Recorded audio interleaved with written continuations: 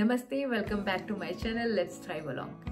आज के वीडियो में हम बात करने वाले हैं कि क्यों हमारे रिलीजन में पितृपक्ष को मनाया जाता है, इसकी क्या इम्पोर्टेंस है और कैसे आप अपने एंसेस्टर्स के साथ कनेक्ट कर सकते हैं इन दिनों और उनके साथ अपने रिश्तों को और ज्यादा मजबूत कर सकते हैं और उनकी ब्लेसिंग्स को फील कर सकते हैं।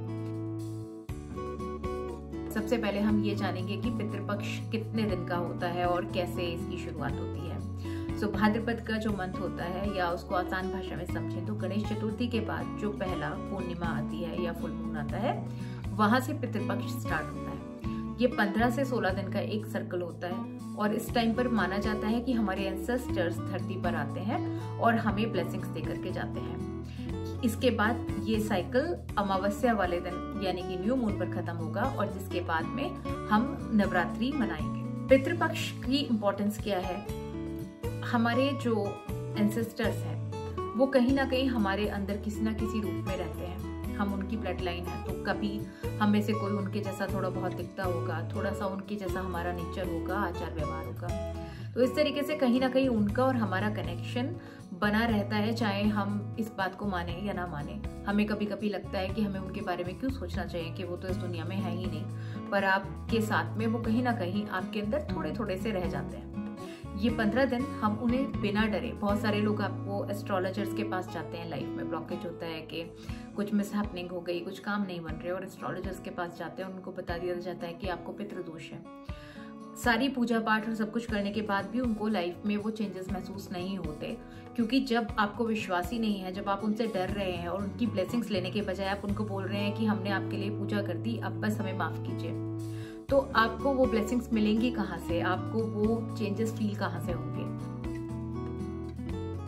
जल्दी से जानेंगे कि कैसे इन दिनों ऐसे कौन से रिचुअल्स हैं जो किए जाते हैं अपने पितरों को ऑनर करने के लिए। हम सब ने देखा होगा श्राद्ध और तर्पण करना वैदिक रीति रिवाजों के हिसाब से एक बहुत इंपॉर्टेंट पार्ट पितृपक्ष का माना जाता है। इसके बारे में मैंने अपने आर्टिकल में डिटेल में लिखा है कि तर्पण में हम किन चीजों का यूज करते हैं और क्या सिग्निफिकेंस है और कैसे वो हमें इफेक्ट करते हैं। आप चाहें तो मेरी वेबसाइट पर जाकर उसको ब्रीफिंग में पढ़ सकते हैं। इसके अलावा एक जो मिथ है वो ये है कि पितृपक्ष में हमें कुछ भी नया सामान नहीं खरीदना।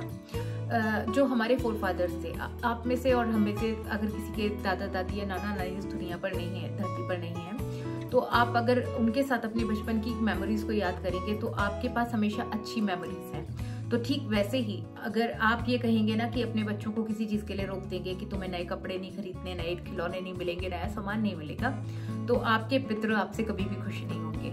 तो इन दिनों उनको ऑनर करने का एक बहुत ही सरल तरीका ये है कि आप अपने घर के बच्चों को भर भर कर प्यार दीजिए और उनके साथ उनकी अपनी यादें, बचपन की जुड़ी हुई यादें या उनकी मेमोरीज या उनकी लेगेसीज को शेयर कीजिए।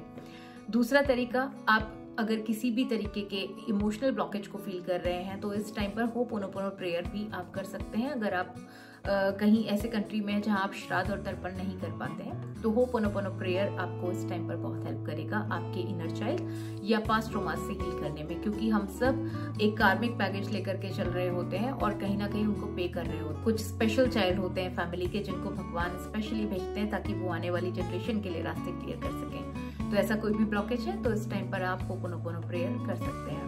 अगली चीज, आपको बहुत सारे लोग डरा देते हैं कि पितृपक्ष में अगर तुम ये नहीं दोगे तो वो ज्यादा खुश नहीं होते, या ऐसा कर देने से आपके पितृ बहुत ज्यादा खुश होकर के जाएंगे। इन सारे भ्रम भ्रांतियों से ऊपर उठ करके आपको केवल उनकी यादों को ऑनर करना है।